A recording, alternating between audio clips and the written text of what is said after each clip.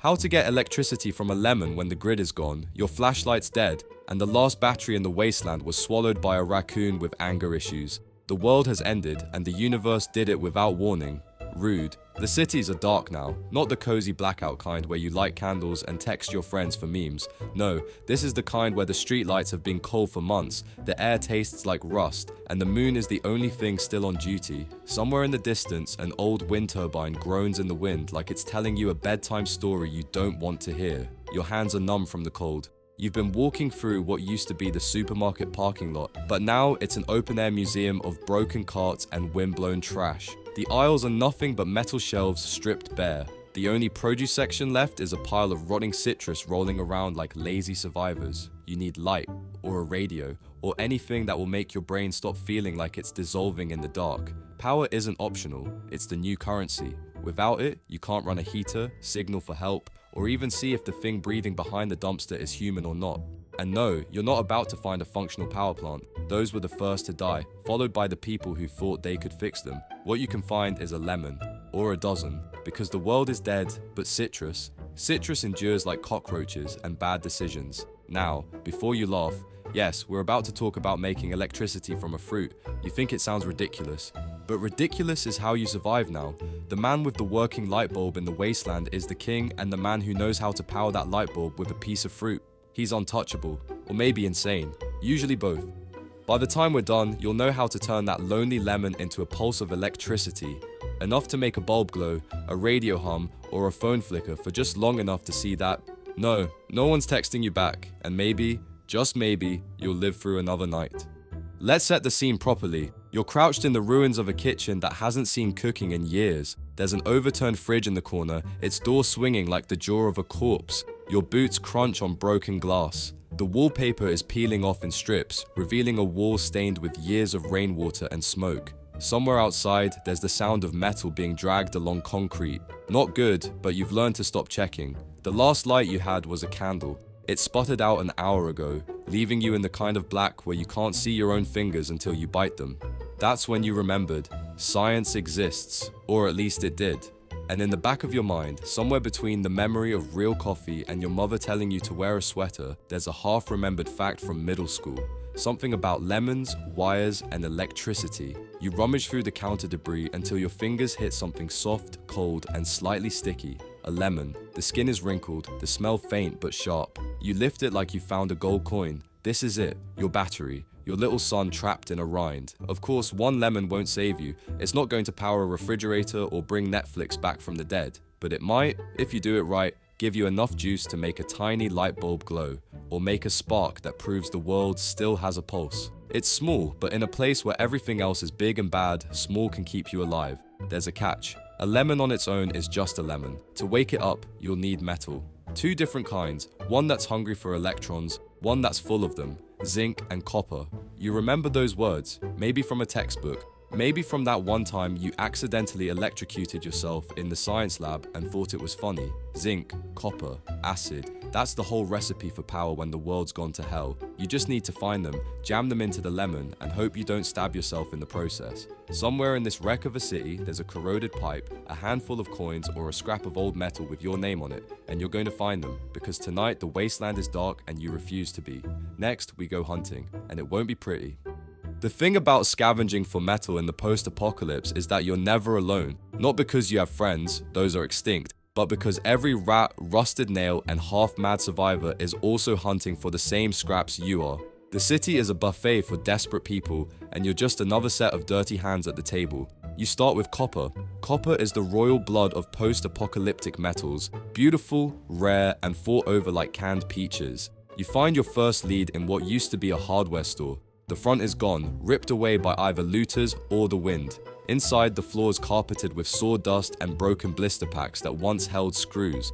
The shelves sag under the weight of dust. That's when you see it. A tangle of old electrical wire spilling out of the wall like someone gutted the building. The insulation is brittle, cracking in your hands. Inside, the sweet reddish glint of copper. You can almost hear a choir sing. You yank the wires free, wrapping them around your arm until they bite into your sleeve. But copper alone won't wake your lemon. You need zinc, the greedy metal. It's the kind that will rip electrons out of your copper like a raccoon tearing open a bag of chips. Zinc is trickier to spot. You won't find it lying around like bottle caps. You find it hidden in the guts of things. Old batteries, rotting metal sheets, corroded nails. And that's where the risk comes in. Because batteries are treasure in the wasteland, and treasure means trouble. You spot one in the corner of a gutted truck cab, lodged under a seat with mildew crawling up its sides. The truck's doors are gone, but there's a smell in the air, burnt plastic and something animal. You don't linger on that. You kneel, fingers working the corroded bolts, and just as you free the battery, you hear footsteps. Slow, deliberate, not animal. Worse. You don't have time to negotiate. You grab the battery, your bag of copper wire, and bolt through the rear of the store, heart pounding. Behind you, someone calls out. You don't stop to find out what they want. In the wasteland, if they're calling your name, it's not for dinner. You've got your copper, you've got your zinc, but not enough. The battery gave you a few scraps after you cracked it open with a brick, but the rest is sludge. You need cleaner, more reliable zinc, and there's only one place you know to get it: Rust Alley. Rust Alley isn't a place you stroll into. It's a marketplace in the skeletal remains of a train yard, where scavengers, mercs, and half-feral kids trade whatever they've managed to rip from the bones of the city. The air is heavy with the smell of oil, smoke, and cooking meat you hope is from an animal. You move through the crowd, keeping your eyes down. Someone's selling bundles of tangled jewelry, another's got a pile of dented pots, and a man with a face tattoo is sharpening a machete on a chunk of rail. That's when you see her, the zinc dealer. Everyone knows her by the same name, Tin Lady, which is ironic because she doesn't deal in tin. She's sitting cross-legged on a crate, surrounded by small piles of metal plates, bolts, and strips, all gleaming faintly under a flickering oil lamp. You step closer, and she gives you the kind of smile that says she's already calculated how much she can get out of you. "I need zinc," you say. Your voice is low, not because you're being cool, but because in this place, volume gets you killed. She looks at your bag of copper and raises an eyebrow. "Fair trade," she says, which means she's about to rob you blind, but you don't have a choice. The deal is quick, 3 strips of zinc for a coil of your copper wire. It's a rip-off, but now you've got what you need. As you turn to leave, she calls after you. "Don't stick your tongue on it. Not unless you want a taste of lightning." You walk away with the zinc clinking in your pocket, the lemon in your bag, and the sense that you've just traded more than metal. Because in the wasteland, every deal has a cost. You just haven't been presented with the bill yet. Next, we build the thing, and yes, it's going to get messy. You don't just build a lemon battery, you perform it. Out here, science is less of a sterile lab experiment and more of a back alley magic trick, the kind that smells faintly of regret and possibly tetanus. You find your workshop in the corner of what used to be a diner. The roof leaks, the floor is sticky with decades of grease, and a dead neon sign hangs over the counter like a ghost trying to remember its lines. It's perfect. You lay out the components like a surgeon about to perform an operation. 1 wrinkled lemon, smelling faintly of hope and mold. 3 strips of zinc, each one sharp enough to make you bleed just by looking at it. A coil of copper wire, stripped and twisted into lengths that could double as garrots. Step 1. Wake the lemon. You roll it firmly on the counter, feeling the juice slosh inside. Not too hard. You're not making lemonade. The idea is to break up the insides just enough so the acid will flow around your electrodes like an angry mob. Step 2. Stab. Zinc first. It's the greedy one, the electron thief. You drive it into the lemon until it bites through the flesh and sticks out like a silver dagger. Then the copper, the generous metal, willing to let electrons go. You jam it in at an angle, making sure the 2 metals don't touch. They're like rival gangs. If they meet directly, they'll bypass the lemon entirely and leave you with nothing but a wet fruit kebab. Already something's happening in there. You can't see it, but you can imagine the acid stripping electrons from the zinc, shoving them through your wire toward the copper and making tiny sparks of potential. You grin. It's science, sure, but it also feels like necromancy. But a single lemon isn't going to impress anyone. You need more. You start lining up more lemons, stabbing each one with matching copper and zinc, wiring them together like they're prisoners in an electrified chain gang. The smell of citrus fills the air, sharp and acidic, mixing with the diner's old grease. You don't know whether you're making electricity or marinating a roast. You've got 4 lemons wired in series now, each one feeding the next, their voltages stacking like poker chips in a game where the prize is survival. Before you pat yourself on the back, you need to understand what's actually going on, because if you get it wrong, you might waste your precious lemons or worse, look like an idiot when someone else asks how it works. Here's the dark truth. Your lemon isn't really a source of electricity. It's not magic. It's just the acid, citric acid specifically, acting like a bridge between two very different metals. Zinc is eager to lose electrons. Copper is chill and will happily accept them. The lemon's acid lets those electrons move, turning your metal sticks into a crude battery. In a lab, you'd call this an electrochemical reaction. Out here, you call it free power that smells like cleaning fluid. Let's break it down for your apocalypse-addled brain. The zinc gives up electrons because it's chemically unstable in the presence of acid. Those electrons travel through your wire. That's the electric current. The copper accepts the electrons and completes the circuit. The lemon just keeps the metals apart while letting ions flow between them through its juicy, acidic guts. Each lemon gives you about 0.9 volts. 4 lemons wired in series, roughly 3.6 volts, enough to light a small LED or make a radio whisper like it's telling you secrets. Not enough to power a toaster unless you have an orchard and a death wish. You can almost hear your old science teacher now, proud of you for remembering this after years of not caring. Then you remember she's probably long gone and your smile fades just a little. You twist the final copper wire into place. The lemons are ready, the circuit is ready, the world is watching, so maybe just the rats in the diner's back room. Either way, it's time to make this thing come alive. Next, we connect it to something that matters, and that's where things get unpredictable.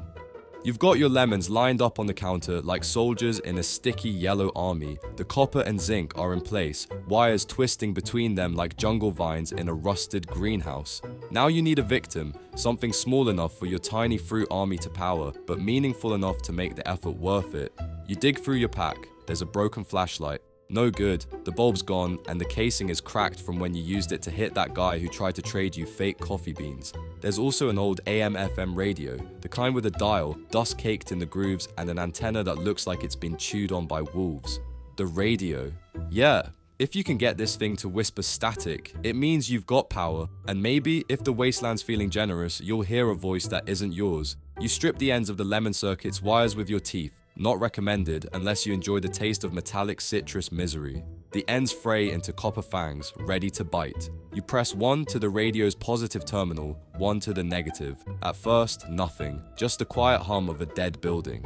You think maybe you messed up? Maybe all this work was for a glorified fruit salad. Then, a faint hiss, like a whisper behind a locked door. Static blooms in the speaker, faint but undeniable. The lemons are working, they're pushing electrons into the heart of this dusty machine, forcing it awake for the first time in years. You twist the dial slowly, and the static changes pitch, rolling like wind over glass. No voices yet, but it's alive. And in this dead world, alive is enough. You keep turning the dial, each click a small gamble. On one end of the spectrum, there's nothing but cold static. On the other, there's a faint pulse, rhythmic, like someone tapping a microphone miles away. You lean closer, then it happens. A voice, cracked, distorted, but real. Anyone out there? Repeat, anyone. You freeze, the hair on your arms standing up. The lemon battery is holding steady, the radio speaker rattling faintly with each syllable. You adjust the wire connections for a cleaner contact, careful not to pull too hard and ruin the circuit. The voice repeats the message, but there's no location, no coordinates, just the plea. Anyone out there? Then silence. The static swallows it whole. You sit there, staring at the lemons. They just gave you proof that somewhere beyond the rust and ruin, there's someone else. Maybe they're desperate, maybe they're dangerous, probably both. This is the part where most people would stop, take the win, and go back to whatever hole they hide in at night. But you? Number. You're already thinking about how to make the signal stronger, how to build something that doesn't die the second the lemons dry out. Because power is survival, but connection? That's a whole different kind of dangerous. Next, we push this tech further, because you're not just making a lemon battery anymore, you're about to weaponize it. Your radio stunt worked, great, cute even, but in the wasteland, cute is what gets you eaten by the third day. If you want to survive, you need power that scares people, power that lights up the dark enough to make anyone thinking about sneaking up on you reconsider. So, you do what all desperate engineers do. You make it bigger, dumber, and far more dangerous. You start by doubling your lemons, then tripling them. Pretty soon, your diner counter looks like the produce aisle exploded in here. Zinc and copper daggers jut from every fruit, wires running between them in a twisted web that could double as a tripwire system if someone didn't know better. Each lemon you add stacks the voltage a little higher, like climbing rickety stairs toward a rooftop you might never reach. You know the limits, push too far, and the resistance of your wire will bleed all that precious voltage into heat, or worse, the acid will dry out faster than a promise from a raider. You're not aiming for enough to power a blender. This is about hitting the sweet spot where you can run a small light bulb, or maybe, if you're lucky, a makeshift charging port for something with a battery. You've scavenged a cracked LED work lamp from the back of the diner, and its power draw is just small enough that your mutant lemon farm might be able to light it for a few precious minutes. You wire it in, double-checking every connection like a surgeon with the shakes, positive to positive, negative to negative. Your heart's pounding like this is defusing a bomb, because out here, the difference between science and a bomb is a thin, citrus-scented line. You flick the switch on the work lamp. At first, nothing. Then a weak orange glow flickers to life inside the cracked housing. It's faint, uneven, but it's light. Not fire, not the reflection of the moon. Real, electric light in a place that hasn't seen it in months. The lemons hum quietly in their own way, or maybe that's just your brain imagining it. You can almost feel the electrons sprinting from one fruit to the next, leaping through copper veins, diving into zinc wounds, spilling their tiny souls into the filament. The glow spreads across the counter, catching in the puddles of lemon juice and the damp shine of your wires. You see the outlines of things that used to be alive, and one of them might still be moving. You stand there, breathing hard, realizing two things at once. This actually works. The lamp flickers again, brighter this time, and you can feel the heat from the bulb warming your hand. You should be happy. Instead, you're thinking about the kind of people who will notice. That's the rule no one tells you. In the apocalypse, light isn't safety. Light is bait. Next, you'll need to figure out how to keep this power hidden, or turn it into something no one will dare to touch. Here's the thing about the wasteland. Tools and weapons are often the same thing. A knife cuts bread or throats. A fire keeps you warm or burns your enemy's shelter to the ground. And electricity? Electricity is no different. You've already learned the first lesson. Light attracts predators. The second lesson? Power hurts. Even in small doses, it bites hard enough to make someone regret grabbing the wrong wire. So you decide to turn your lemon battery into a deterrent. Not a massive sizzling death trap, you don't have the juice for that, but enough of a shock to make someone's fingers snap back like they touched a hot stove. Sometimes, all you need is the psychological warfare of surprise. You start by rerouting part of your lemon circuit into a crude switch. Nothing fancy, just a broken light switch wired into the series so you can turn the current on or off. You've scavenged some extra copper from an old toaster, stripped bare and twisted into two exposed loops that dangle just above the diner's back door handle. When the switch is flipped, the lemon battery sends its modest voltage through those loops, meaning anyone who grabs that handle gets a sharp, acidic handshake from the fruit army. You test it on yourself, because of course you do. One quick brush and you jerk your hand back, swearing loud enough to make the rats scatter. It's not lethal, but it is unpleasant. Exactly the point. Now the diner is not just your lab, it's your territory, and your territory has teeth. You've fortified your space. Great. But the problem with paranoia is it's like rust. Once it starts, it spreads. That weak lamp glow last night, you've convinced yourself someone saw it. Maybe they followed the flicker through the broken streets. Maybe they're watching you now, waiting for you to make a mistake. So you start doubling down. You reposition your lemons into two separate circuits. One for actual power, running the lamp or the radio. One wired exclusively to the door handle zapper. That way, you never drain your defenses while you're using your tools. This takes time, patience, and the kind of finger dexterity most people lost after their third frostbite. You're huddled over the counter for hours, your head bent low over the sticky yellow battlefield, listening to the distant moan of wind through the diner's cracked windows. While working, you catch yourself mumbling to the lemons, not words you remember, just noise, like the hum of electricity itself has gotten into your skull. You tell yourself it's fine. Everyone talks to their equipment eventually, but when one of the lemons seems to glisten brighter than the others, you decide you've been awake too long. You take a step back, wiping your hands on your pants. The trap is armed, the circuits are clean, and you've got enough juice stored in citrus form to make this place feel like a fortress, if you squint hard enough. Outside, the streets are silent, but you know better. Silence isn't peace, it's the sound of someone deciding whether or not to knock. Next, your lemon-powered lab is going mobile, because staying in one place, that's the real death sentence. You can't stay in the diner forever. It's warmish, defensible-ish, and smells only mildly like burned meat and regret, but it's still a static target, And in the wasteland, static targets turn into craters. So you make the decision, pack up your citrus grid and take it with you. Sounds simple, right? Wrong. Ever tried to carry a dozen lemons full of metal spikes, dripping acid, wired together with stolen copper? It's like strapping a wet porcupine to your back and hoping it doesn't stab you. You start by scavenging an old milk crate.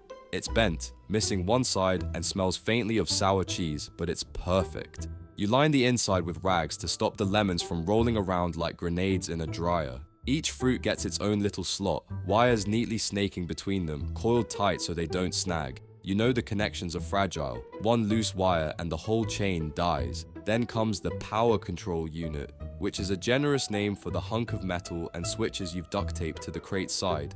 It's the brain of the operation, the part that lets you reroute juice to the lamp, the radio, or the shock handle. You test it one last time before you leave. Flip one switch, the lamp flickers. Flip another, the radio hisses. Flip the last, the copper loops sizzle faintly against the air. You hoist the crate onto your back using a length of seatbelt scavenged from a wrecked bus. The straps dig into your shoulders instantly. This is heavy, awkward, and probably suicidal. But then again, so is staying put.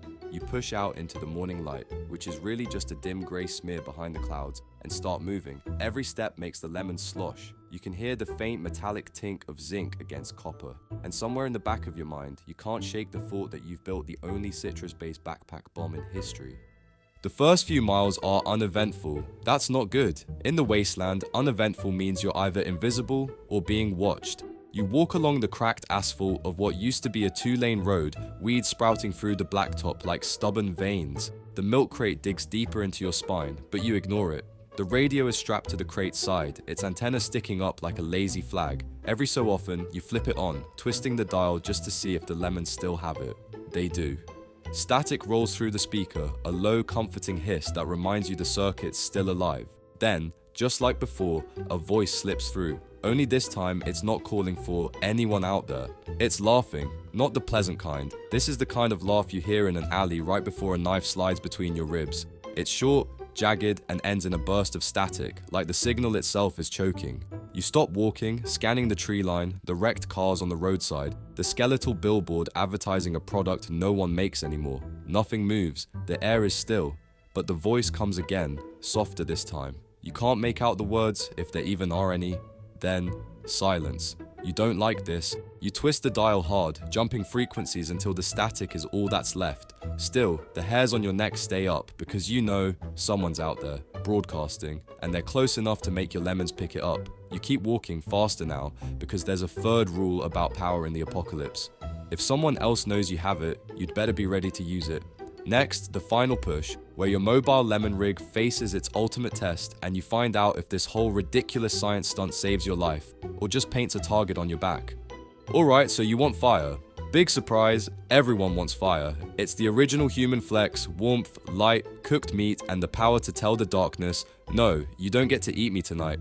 Now, you could just use matches or a lighter, if you had them. But in this wasteland, everything good disappears faster than a bottle of clean water at a raider camp. That means you'll need to channel your inner caveman/mad scientist. Here's the thing about fire, it's just heat-meeting fuel with a little oxygen in the mix. The problem? In the post-apocalyptic reality, your fuel is wet, your oxygen is full of dust, and your heat is you frantically rubbing sticks like you're auditioning for the saddest wilderness reality show ever. You've got 3 main DIY options: friction fire, bow drill, hand drill, whatever. The trick isn't the spinning, it's not dying of despair before you make a coal. Pro tip, dry wood only. No, that soggy branch isn't almost dry, it's lying to you. Lens fire, sunlight through glass, magnifying glasses, glasses lenses, even a scavenged piece of clear plastic will work. Just remember, the sun doesn't care about your schedule. If it's cloudy, you're out of luck. Steel and rock. If you've got a knife and some flint or quartz, strike them together like you're in a medieval blacksmith's ASMR video. You'll get sparks, maybe even enough to catch in dry tinder. Oh, and speaking of tinder, you're not limited to dry grass. Shaved bark, cotton from clothes, or even dryer lint from a long-forgotten laundromat will do. Basically, anything fluffy and flammable. One last thing, control your fire. Nothing says rookie like burning down your shelter while you're out bragging about how you finally made fire.